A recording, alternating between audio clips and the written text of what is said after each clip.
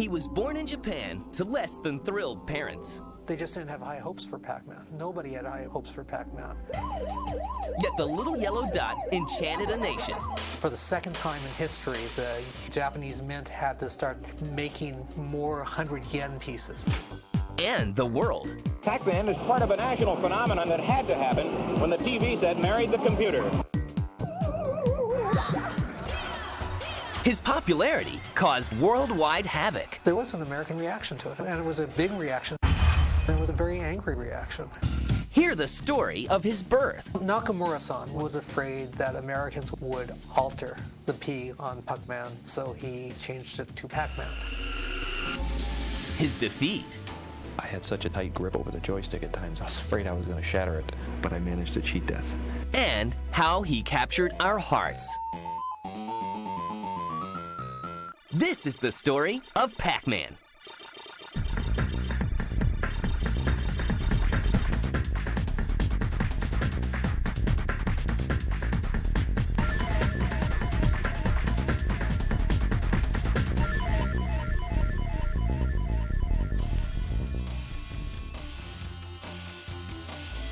Back in the early 80s, every town would have a recreational center. There'd be pinball games, pool tables, shuffleboard, air hockey, foosball, and then maybe a video game or two. And most people didn't bother to go to the recreation centers in their town until some of the more modern games started coming out.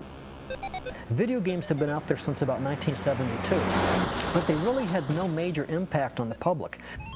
But all that is about to change with the birth of Pong, a video game that paves the way for the golden age of arcades to officially begin.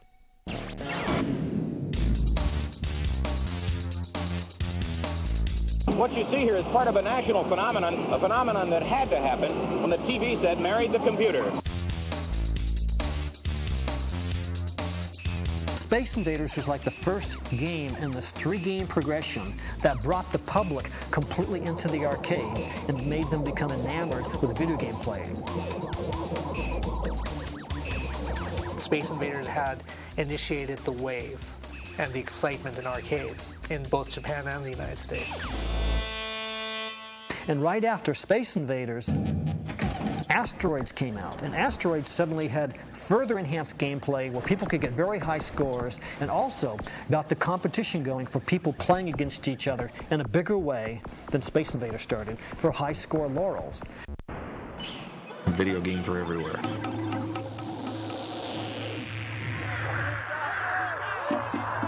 Everybody wanted to go, everybody wanted to play, everybody wanted to be the best. It starts with a quarter.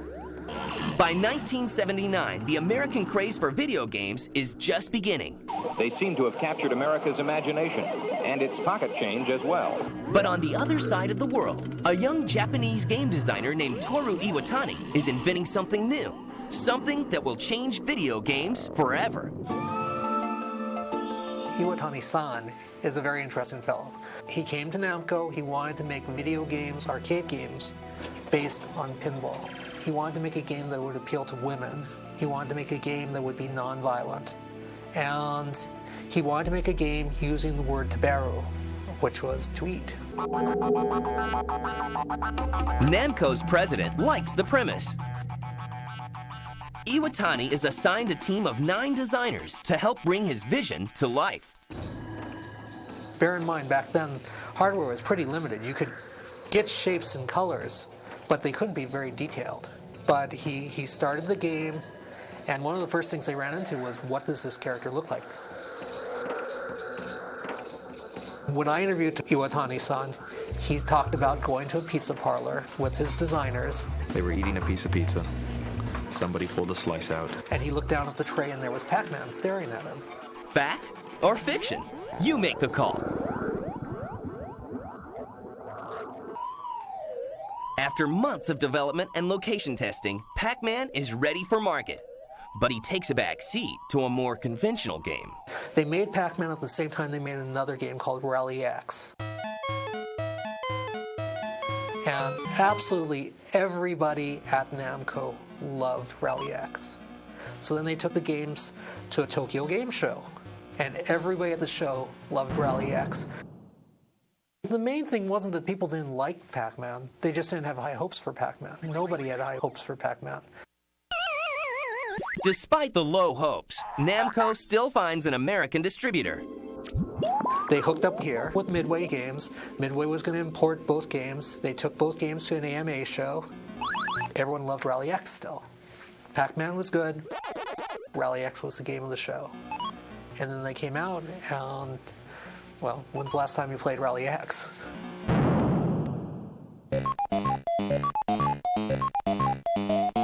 In 1980, Pac-Man is released in Japan and instantly develops a feverish following. Pac-Man was a hit right off the bat. It was an immediate success in Japan. For the second time in history, the Japanese mint had to start making more 100 yen pieces because so many 100 yen pieces were sitting in the bellies of Pac-Man machines at that time. Now it's time to release the game in America. Well, with one major exception. It was originally going to be Pac-Man, based on the shape, and Nakamura-san was afraid that Americans, with their quote-unquote proclivities towards dirty words, would alter the P on Pac-Man, and so he changed it to Pac-Man. With the new name in place, the Bally Midway Company releases Pac-Man in October 1980 to a hungry American market. Coming up, Pac-Man Mania. Pac-Man is known as the cute game. What's the object? You have to clear the... Yes, you have to get all the dots off.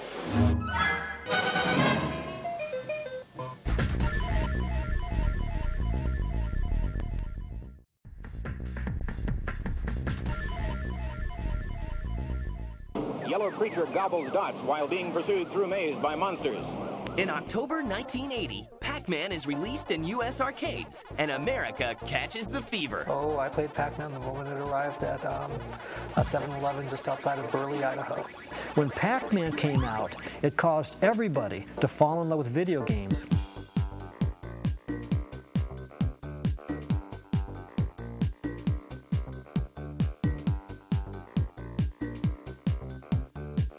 The biggest arcade game of all time, by a long shot, the biggest arcade game of all time. In the United States, it caught on. You'd go into any large arcade by mid to late 1980, and you'd see an entire row of Pac-Man machines. And manufacturers have trouble keeping up with the demand. In suburban Franklin Park, you'll find Midway Manufacturing feverishly turning out 350 Pac-Man games every day in 3 different cabinet styles. Remember, we're talking about 1980. We're talking about the beginning of MTV. People are still fascinated. They're fascinated with technology. They're fascinated with video, bright images, music, and the future. Pac-Man brought more people in. People went to arcades specifically looking for Pac-Man. The little yellow guy becomes the media's biggest star. Believe it or not, Pac-Man games are wildly successful. Pac-Man finds himself in some very strange places. They popped up everywhere. I mean, 7-Elevens would carry them. Grocery stores are carrying them. The funny one is that at least one funeral home had a couple of arcade machines in its basement. Pac-Man was so good that it managed to escape the arcade and be a unique item for entertainment that could be found any place, not just an arcade. It was an incredible phenomenon at that time. Suddenly, everyone wants a piece of the Pac-Man pie. Pac-Man was the granddaddy in marketing history of gaming property.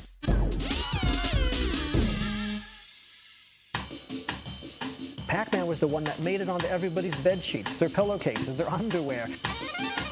Pac-Man is everywhere. There are Pac-Man cartoons, there's a Pac-Man cereal, Pac-Man lunchboxes, Pac-Man board games. Things they wear on their wrists, things they wear around their neck, things they wear on their feet. Pac-Man trash cans, Pac-Man toilet seat.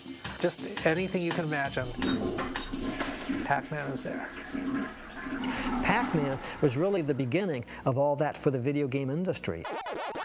It's not unique anymore because everything seems to be doing that now, but they're just following the path that was trailblazed by Pac-Man 20-some years ago. Love for Pac-Man knows no boundaries. Women loved Pac-Man, and they came into the arcades to play it.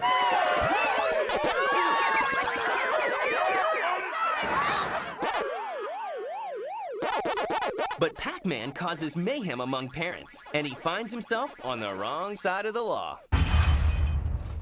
Look at the age group that was being attracted to arcades.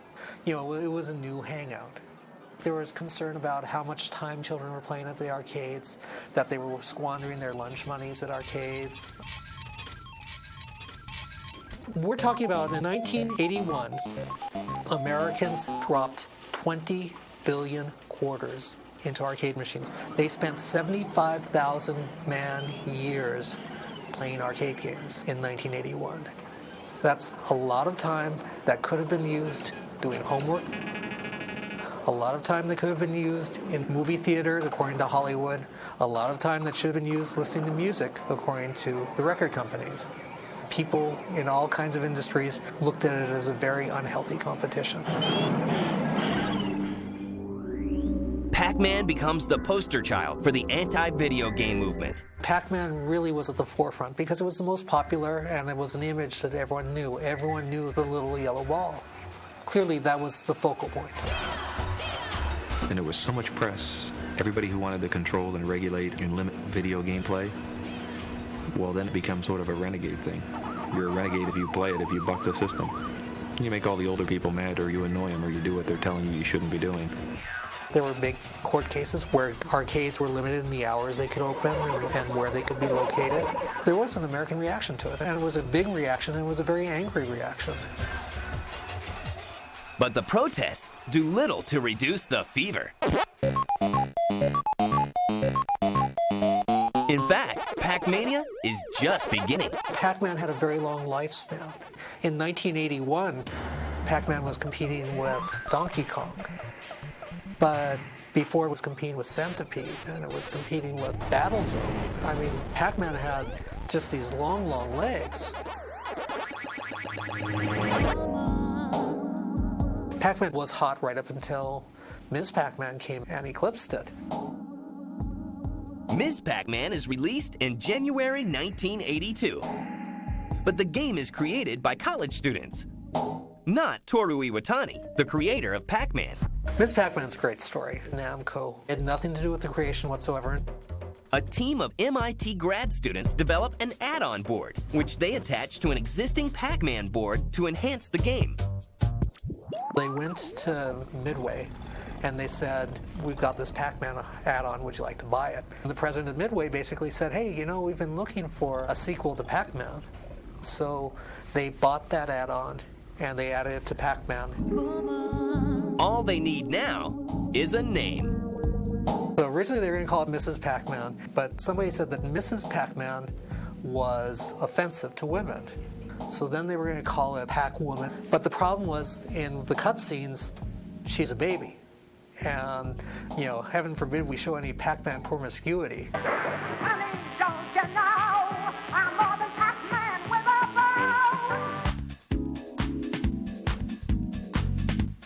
So, a very politically correct Ms. Pac-Man is ready for the arcades.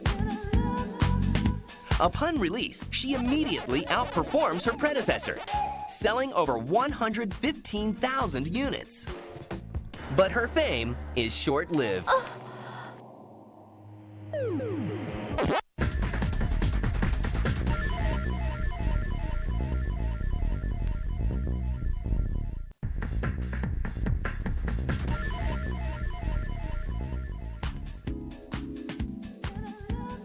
By mid-1982, the arcade craze fades as fast as it grew. Inevitably, there was a shakeout, and the number of arcades that were existing in America at that time, which numbered maybe about 20,000, which was a lot. It was an arcade in every town, essentially. Then it shook out so that there were only about 12,000 left, and then it shook out more, and there were only about 4,000 left. the Pac-Man family alone isn't enough to save the ailing arcade business. Games become unpopular when people get very good with them. You see, Pac-Man is one of the greatest games, and the reason it's one of the greatest games is because it's also one of the hardest games. Players who become adept at it know that there are patterns. And so now all of a sudden, instead of people playing for 30 seconds, now you have people who can come in, they'll drop a quarter in, and they'll play for an hour, or they'll play for 2 hours, or they'll play until they're just bored and go home. And that all of a sudden makes the arcade business extremely expensive. By this time, the public's attention has already shifted to another technological boom. In the spring of 1982, home versions of popular arcade games are flooding the market. I'd like an Atari 2600 system, please, and everything that goes with it. Everything? You sure you want everything? I want everything. Arcade knockoffs did not have to be especially good or especially attractive. They need to have decent gameplay, and they needed to have the name of the arcade game right on them. But can home consoles save Pac-Man from extinction? In April 1982, anticipation rises for Atari's version of Pac-Man for the VCS. Here comes Pac-Man, biggest game in the history of arcades. People are really excited. The pre-orders are huge. Atari is so sure that this is going to be a hit that they made more copies of Pac-Man than there were active VCSs in people's homes because people would play it, and this would be a huge hit. But the game stunk. The game really, really stunk. There was just nothing right in it. Despite the lackluster graphics, the public loves having Pac-Man in their homes. And Ms. Pac-Man follows closely behind. This Ms. plays only on the Atari 5200 Super System. Now you're talking. Attempting to cash in, competitors release their own versions of Pac-Man. There were all kinds of knockoffs. So what these companies have to do is these companies have to create something that's very Pac-Man-esque. And so you have all kinds of games that look like Pac-Man. Meanwhile, Pac-Man's legitimate relatives continue to flood arcades. There's Junior Pac-Man, Baby Pac-Man, Super Pac-Man. There are all kinds of Pac-Mans. But all the Pac-Man spin-offs in the world can't save the arcade business. By the mid-1980s, the quarters stopped flowing.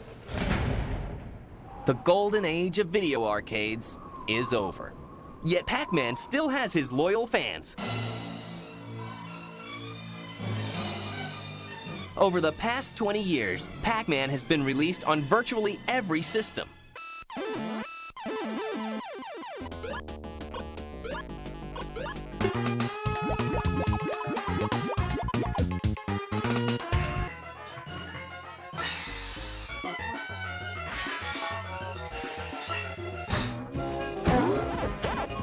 And the desire for high scores never wanes.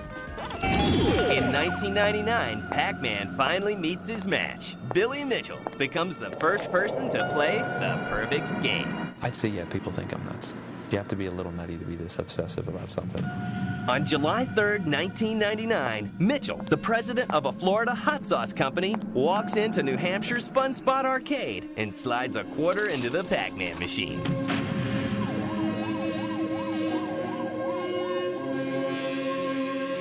I had such a tight grip over the joystick at times, I was afraid I was going to shatter it. It was for sure the most difficult thing. 6 hours later, Mitchell manages to eat every dot, every ghost, and clear 256 screens. He actually beats the game. 6 hours isn't really any big deal. I could easily do 12 hours.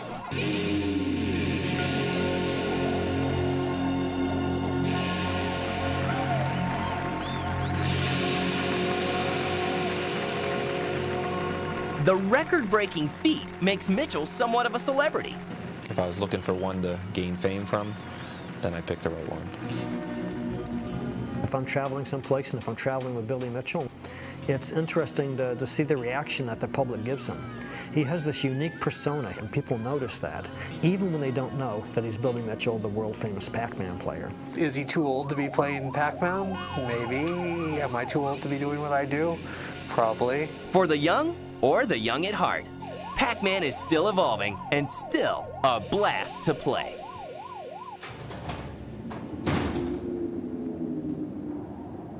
There are very few game characters from the early 80s who are still active in today's gaming scene. Pac-Man would be probably the main one. Pac-Man is engraved in that gaming psyche. Pac-Man did leave an indelible mark on 20th century culture, and especially late 20th century culture. And Pac-Man continues to enchant gamers worldwide with his latest adventure. For Namco, Pac-Man is still very much alive. It's a sign that everything has gone full circle, and now the original games are being recognized and given their due once again, but in a new way. There will always be the people who are going to think about Robotron 2084 or Defender or Donkey Kong. But the biggest group will be thinking about Pac-Man when they think about arcades in the early 80s.